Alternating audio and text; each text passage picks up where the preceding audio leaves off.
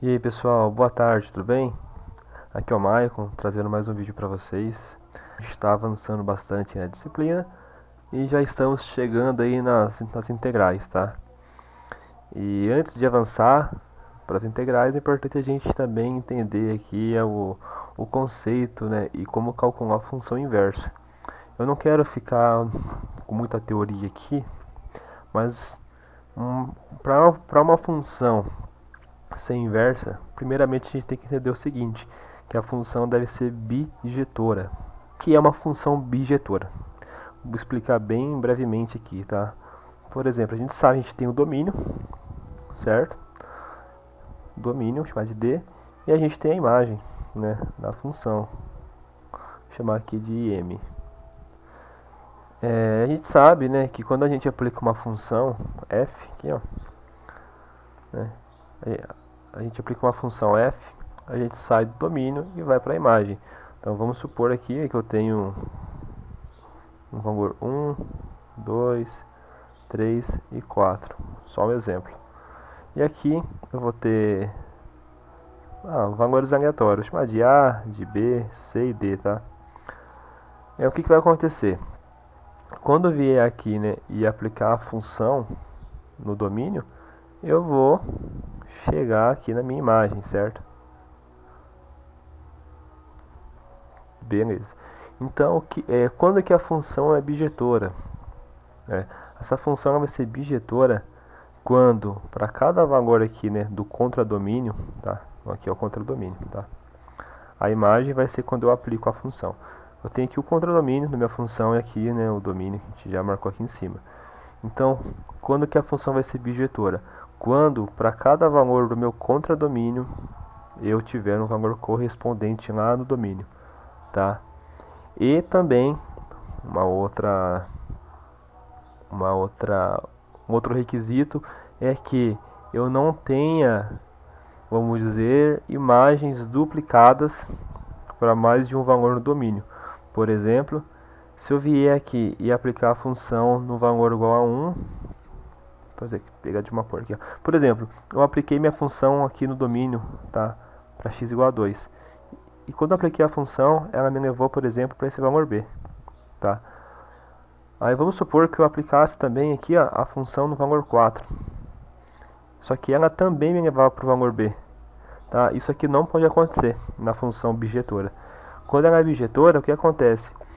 Cada valor do contradomínio possui um correspondente lá no domínio e também, né, para ela ser bijetora, para cada valor do domínio, ela deve ter um valor na imagem individual, vamos dizer. Eu não posso ter esse caso aqui que eu disse agora, tá? Para dois valores do domínio, uma única imagem. Então, cada valor do domínio vai ter uma imagem diferente. Mais ou menos isso. Vamos pegar um exemplo aqui, ó. Se eu pegar a função x ao quadrado, o que acontece? Ela não é uma função bijetora, porque se eu fizer aqui, ó, o x ao quadrado, se eu usar aqui o valor 2, né? Tipo aqui, ó, então a f de x é igual a x quadrado. O que vai acontecer se eu encontrar aqui, ó, o f de 2? F de 2, 2 ao quadrado, vai dar 4, certo? Só que se eu calcular a f de menos 2 ao quadrado, como expoente a par, a gente tem o 4 positivo. Então você viu, ó, para dois valores distintos do domínio, eu encontrei o mesmo valor lá na imagem. Então isso não pode acontecer.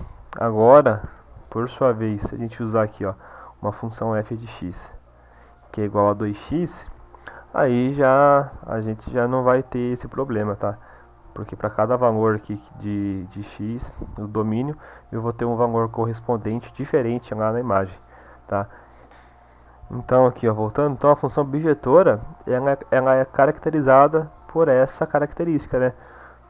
Cada valor aqui do nosso domínio vai ter um valor correspondente lá na imagem, porém a nossa imagem ela nunca vai ser atribuída para dois valores distintos lá no domínio, tá? Ela vai ter um valor particular para cada valor do domínio e assim também, né? E para cada valor aqui do contradomínio a gente vai ter um correspondente lá no domínio.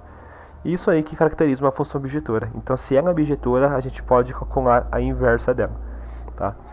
E o que seria uma função inversa agora, né? Deixa eu fazer aqui um gráfico que eu acho que fica mais fácil de entender. Uma função inversa é uma função que, vamos dizer assim, é como se eu pegasse o eixo x, os valores de x dessa função e invertesse realmente mesmo. Por exemplo, ó, vamos lá. Vamos supor que eu tenho uma função aqui, ó, partindo do zero mesmo, que ela faz isso, tá? E como que seria a função inversa? A função inversa, ela iria ter mais ou menos, ó, vou fazer aqui, esse formato, tá? Bem mais ou menos, tá? Bem mais ou menos. É como se a gente espelhasse os valores. Então, ó, esse valor aqui, ó, opa, esse valor tem um espelho aqui, tá vendo? Ele vai basicamente, ó, tá vendo? Vai espelhando, tá vendo? Tá vendo aqui, ó. Basicamente seria isso. Então você vê que a gente meio que inverteu o eixo. A gente trocou o x pelo y. E na hora de calcular é basicamente isso que a gente faz, tá? Então, introduzido aqui o conceito de uma função inversa, a gente já pode calcular isso, tá? Então, como eu disse aqui, só queria dar uma noção para vocês do que é uma função inversa. Agora vamos para o exercício, né, que é determinar a função inversa. Vocês vão aprender um macete aqui que vai ficar muito fácil. Então f de x é igual a x ao cubo mais 2. A gente pode chamar f de x de y, né? É a mesma coisa. Eu prefiro para a gente poder fazer, para a gente poder aplicar esse método aqui. Y é igual a x ao cubo mais o 2. Como que eu vou encontrar a inversa? Ó, o que você vai fazer? Lembra que eu disse aqui que aqui no gráfico, basicamente, o eixo y é trocado com o eixo x, aí inverte o gráfico? A gente vai fazer isso daqui, ó. No lugar do y, a gente vai escrever x, e no lugar do x, a gente vai pôr o y, tá? Então vamos lá. Então no lugar do y, eu coloco x, e onde tem x eu coloco y. Tá, o que eu faço agora? Agora, pessoal, é só isolar o y. Só isso, Michael, só isso. Vamos lá, então, ó. Pegar aqui, vai ficar... Eu tenho o x que está desse lado aqui já, vou pegar esse 2 que está positivo e passar para lá negativo. Vou ficar com x, que já está do outro lado, menos esse 2 que eu acabei de passar. Que vai ser igual ao y elevado ao cubo. Esse cubo que está aqui eu passo para lá tirando raiz cúbica. Então eu vou ficar aqui, ó, que y vai ser igual a raiz cúbica de x menos o 2. Pronto, gente. Já encontramos aqui qual que é a função inversa. Viu só que não é complicado, não é. Então o que você faz? Pega o y, põe x, pega o x e põe y. Você vai inverter realmente. E depois é só isolar o y, que aí você encontra aqui, ó, a função inversa. Tá bom? Então, gente, para esse vídeo é isso que eu queria trazer para vocês. Espero que tenham gostado e tenham entendido o conteúdo. E o que precisar de mim aí, podem me procurar, podem me chamar e deixe os comentários aí caso tenha alguma dúvida, tá bom? Então eu agradeço, tenha um ótimo dia aí, uma ótima noite, um abraço e bons estudos.